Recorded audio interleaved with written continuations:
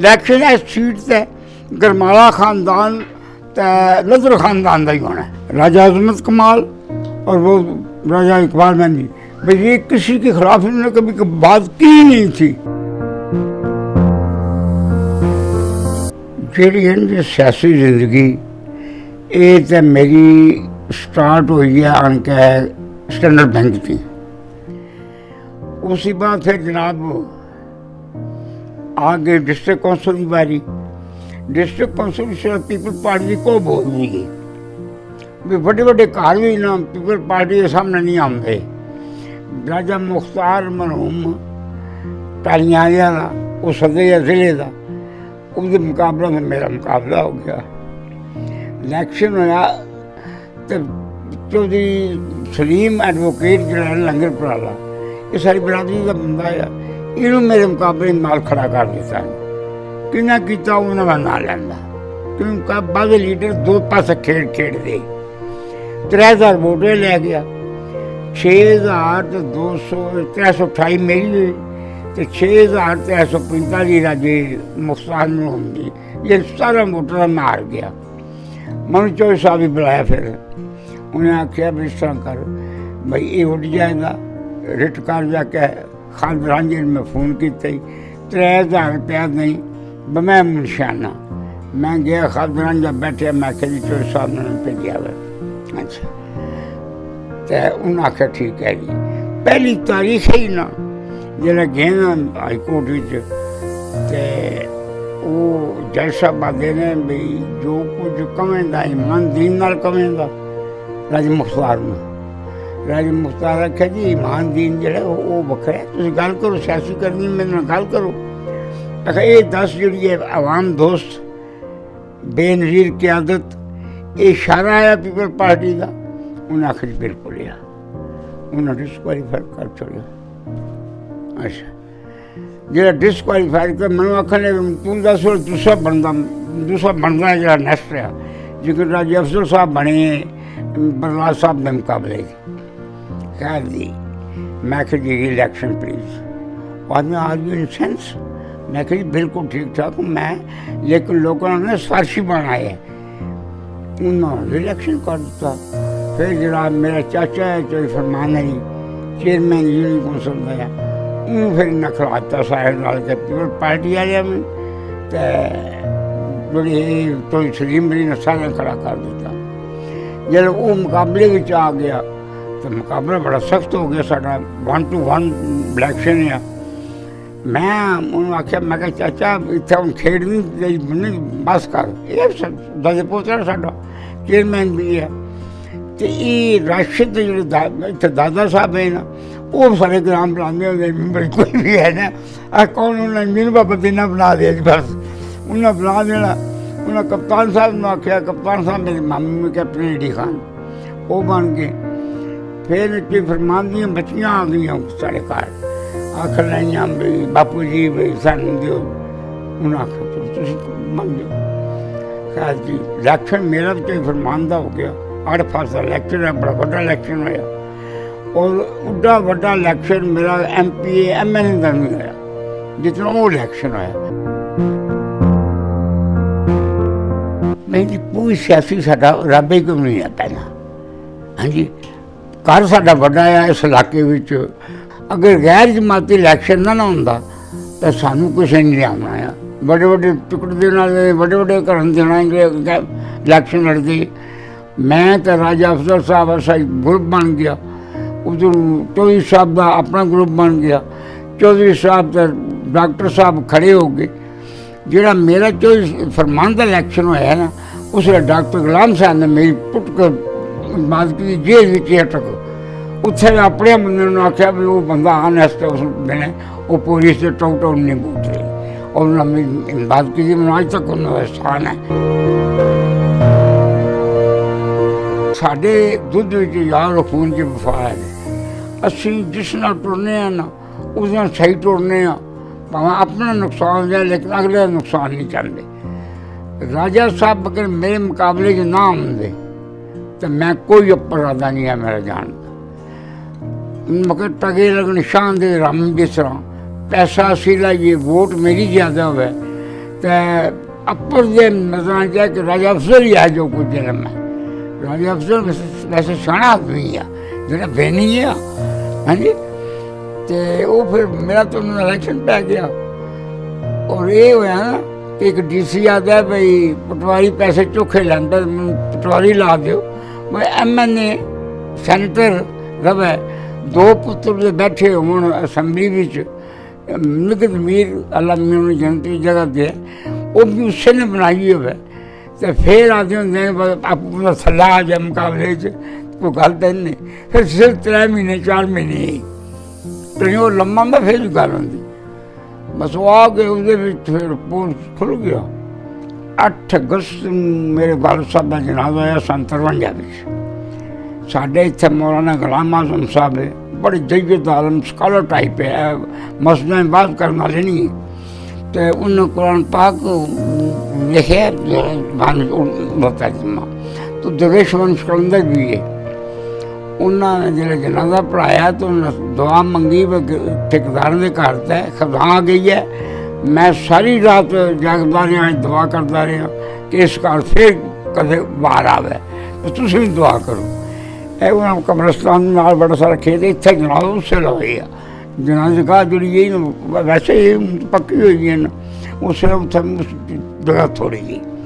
तो फिर मैं सानू तो उस उन्होंने भी दुआ है ना जब मैं गया ना असैम्बली तो लोग तकन आए बंदा केड़ा जिन्हें राजा अफजल लवाया क्योंकि नैक्सट तो प्राइम मिनिस्टर है राजा साहब। इसलिए उन्होंने यही बहन तो बस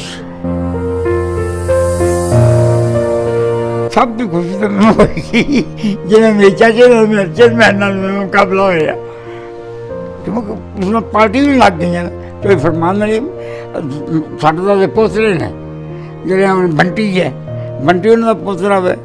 ये वही तकलीफ है कि मेरे दादू ने ना लगाया मैं बोला दादा आपू आ रहे नाम का मुकाबले पटवारी आए ना मेरे से गल कर लगे और जी सामने फटीक पै गई मैं के हो गया भाई। उन्हें आख्या भाई DC ने बुलाया अज मीटिंग साड़ी कि खाने का इंतजाम करो। मैं आख्या भी ये तो बड़ी माड़ी गल है कि चौधरी अल्ताफ भावें साढ़े मुखालिफ ने लेकिन 2 दफा गवर्नर बनाया बीबी बनाया। अज जो पटवारी की रोटी खान तो मैनू एक सियासी हाँ ये सारे वास्ते मैं एक लिखी ना उर्दू में चिट्ठी principal degree college GT road मेरा यार दोस्त है। मैं क्या ये प्रिंसिपल साहब बेहतरीन जी अंग्रेजी लिखो ताकि बीबी अंग्रेजी बड़ी पसंद करती है। उन्हें पता लगा मैं खत आया 3 दिन बाद सानू सरूप हाँ मिला से जो सब फौत हो गई। चलो जो सब फौत बाकी जो जिंदा है हाँ जी तो बने भी उन्होंने वजह नाल ही ने खैर जी उत्थे जल्ले मिलाया सरूप हाँ पहले बीबी ने मुसलमान ने पिंडी डिवीजन शुरू की थी जो शुरू की थी तो ख़त्म हो गई।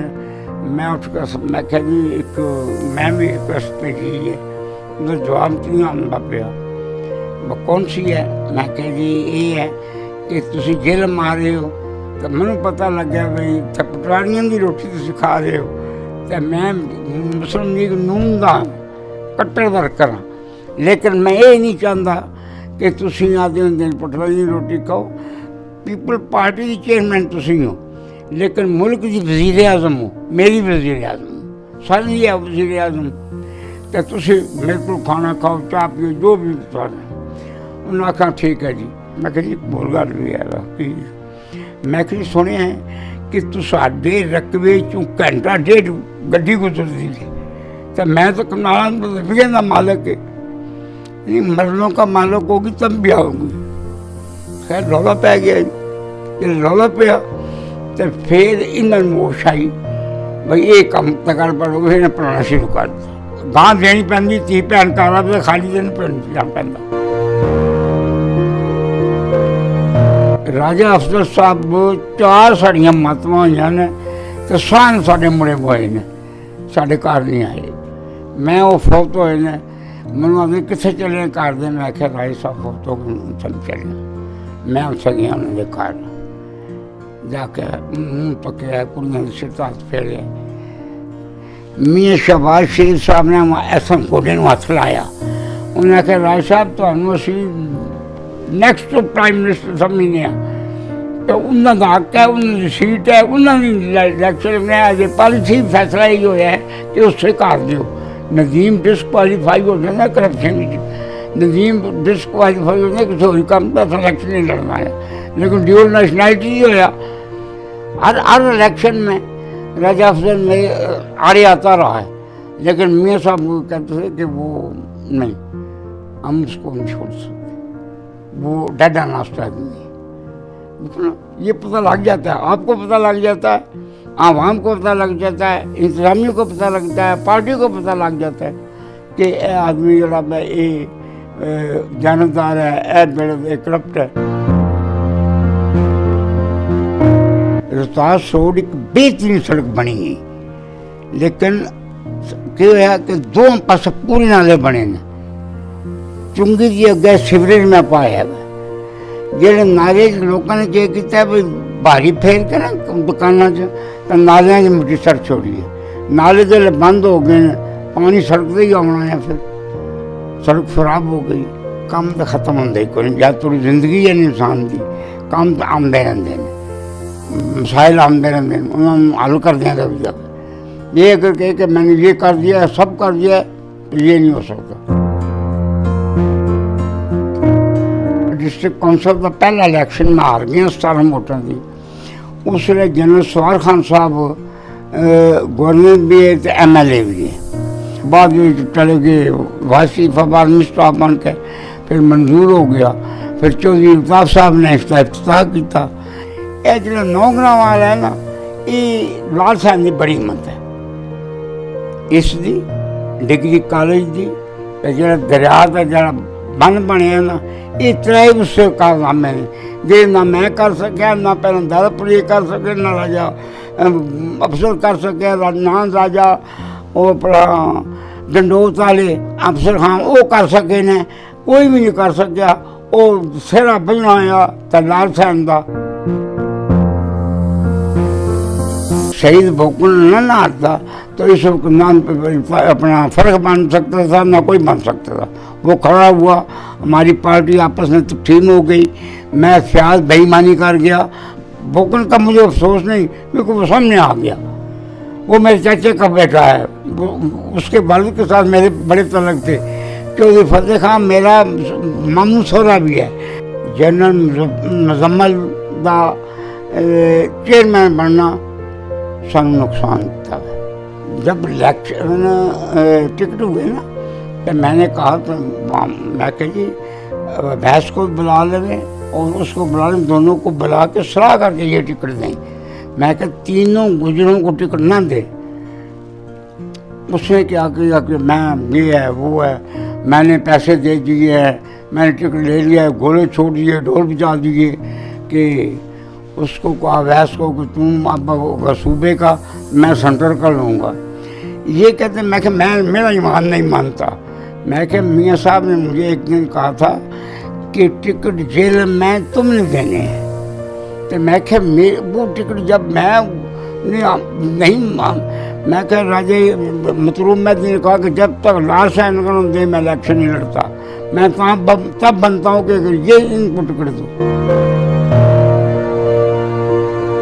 देखो जी, मैं समझना कि एक टिकट जड़ा ना वो राजगान उस पास देना चाहिए। बे इंसाफी तकाजे हम मैं किसी मामला दुश्मन समझ गई ना। मैं कहना बड़ी गल तो है बदर खानदान, लेकिन उनका मेरा मरना जीना एक है। वो मेरे मरने पे आते हैं, मेरी शादी पे आते हैं, मैं उनकी शादियों पे जाता हूँ, उनकी मातमों पे जाता हूँ। मैंने किसी आदमी को भी अपनी मुखालिफ बनाने की कोशिश ही नहीं की। अगर आपकी मेरी कोई बात हो गई है ना, तो मैंने आपको उठने तब देना जब आप राजी हो जाएंगे। अगर फिर ही राजी नहीं थी, शामी मैं आपके घर चला जाऊंगा। भाई यार गलती होगी, छोड़ो। बस उसको यही कहा है। अब जिनसे करता हूँ कि अगर किसी के साथ कोई बात हो जाए तो आप दरगुजर करें, कानून आप मेरे भाई हैं, आप मेरे बुजुर्ग हैं, आप मेरे छोटे भाई हैं या बड़े भाई हैं। ऐसा जो है वो लालसन के पास है, लेकिन मेहनत जो है, दौड़ धूप जो है वो नीम हाथ में जाते हैं। राशिद है यहाँ नौकरी छोड़े तो फिर गल बन सकती है, वो भी 2 साल इंतजार करना पैंदा नौकरी बाद, फिर ये ठीक है सारे में। अब से इस दफा ये आ रहा है तो तकलीफ हुई है मगर आज तक तो अल्लाह ताला को फजल कर नहीं रहा। जमीर हमारा भी जो है वो कहने कि हमारे नहीं रवाए गए हैं, हम तुम आज रवाए गए हैं, पब्लिक भी आज रवाए गए हो। मैं भी राजी अफजल को बड़ा पसंद करना आया। राजी अफजल मेरे मुकाबले के नामदार तो उन्होंने पसंद करना है, लेकिन doctor Ghulam Hussain go people party दे उन्होंने किसी पार्टी ने मैं उन्होंने सबसे ज़्यादा पसंद करना। नवाबजादा ने उसका पसंद करना कि नवाबजादा एक सोबर आदमी है, नवाबजादा किसी के खिलाफ सोचता नहीं है। कभी मेरा उनके साथ बहुत ताल्लुक था। राजा अजमत कमाल और वो राजा इकबाल मेहंदी, भाई ये किसी के खिलाफ इन्होंने कभी बात की ही नहीं थी। फर्क ना काम हम देंगे सामने किसी को शादी थे, गमी थे, ये वो तो फवाद भी कदे कदे मिलता है तो क्यों आखिए माड़ा आखिए इलेक्शन ना लड़ना है और सामने खिलाफ लड़ना है। इलेक्शन है सीट से गरमाला खानदान लदर खानदान का ही होना है बस। मैं लड़ा, मेरी औलाद लड़ा है, मेरी औलाद लड़ा है।